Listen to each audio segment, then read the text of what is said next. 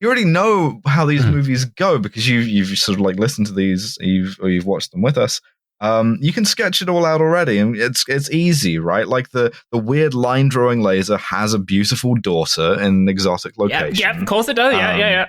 And Napoleon's gonna have to shag the laser's daughter, and then the laser is gonna die in an ironic way. They do it differently in this. Here. Napoleon isn't shagging anyone's daughters, and he hasn't for several movies at this point. He's never living it down from me. He straight up just doesn't be shagging ever since Waverly anymore. set him up with his niece, he looks across the square and sees a beautiful woman in a very short dress, and I'm like, fuck's sake, that's the Padlock has a beautiful daughter. That's the Padlock's daughter. Solo sees an American blonde and is immediately distracted from his mission, which very relatable. I think it's so funny as well, because it's like this is Napoleon Solo business mindset, right? You arrive in a location, if you see someone stare dead at you, assume that they're your contact, go over and introduce yourself by name. How do you open? Tell them your name. Yeah. Hello, my name's Napoleon Solo. I'm a spy. I think we here to meet me. And she goes, no. But he was. Yeah, and Hassan appears behind him and knocks him out. Yeah. Banger. That's right. And and he's like, he used to be a circus actor. And you go, oh, for fuck's sake. He's gonna do the fucking knives thing. He's gonna throw the knives. And he does. It's really funny that the side characters in this film keep trying to remind Robert Vaughn that this is the man from U.N.C.L.E. Like, we do goofy, silly shit on the side. And he's like, I have a gun. Get the fuck out of my way. Get out of my way. At this point, a MILF walks in and shoots Hassan dead. And Solo's reaction is like, damn, sucks to suck.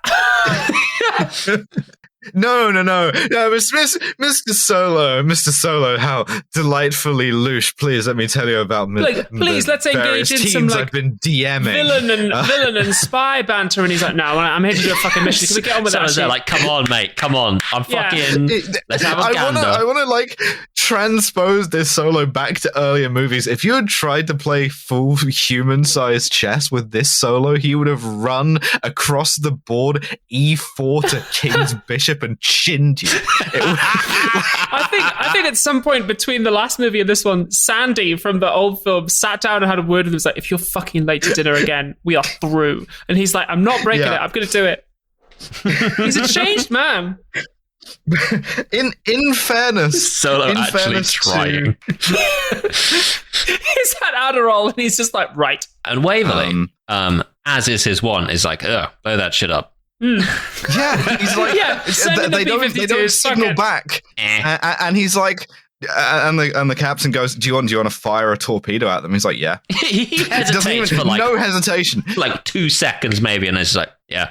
It's like, yeah, I want to kill all my dudes. Don't give a shit. They blow up the thing. Obviously, they get free just in time to jump over the side. And Waverly turns a spotlight on them and goes, You're in big fucking trouble if you don't have that prism. You're never going to see daylight again." And I'm just like, Waverly's such a cunt. Waverly in this film is like, Waverly's decided to do his job. Everyone in this film decided to show up for work and it's like, let's get this fucking shit over with. Like, it's really impressive, actually. They're all just like, this is what U.N.C.L.E. is capable of when they genuinely try. Solo and Kareem like bust in by virtue of Kareem forcing big doors apart with his hand. Yeah, Solo doesn't do any fucking sneaking around. He goes in and opens fire. He's still like, I am ending this film. Solo is looking to clock out. Yeah, bang. And then on the way out, we get, I think, probably the funniest ending to a Man from U.N.C.L.E. movie since, well, I'm old and will die soon. Really fucking good, this. You go like sort of back to the grind, you know. So Kuryakin is like, he comes up to him like, "Oh, some shit's going on," and he goes, "Well, what is it?" I plan to melt the polar ice cap. Good. I think I'll take the afternoon off. Napoleon, fuck the ice cap, man, the fucking ice cap. Dude, this is all your fault. You didn't stop it. You didn't stop the fucking ice cap plan, Dave. If you had seduced the beautiful daughter of the chairman of the board of fucking ExxonMobil, we wouldn't be in this shit. Greta Thunberg's gonna fucking have your guts for garters, Solo. Rightly so.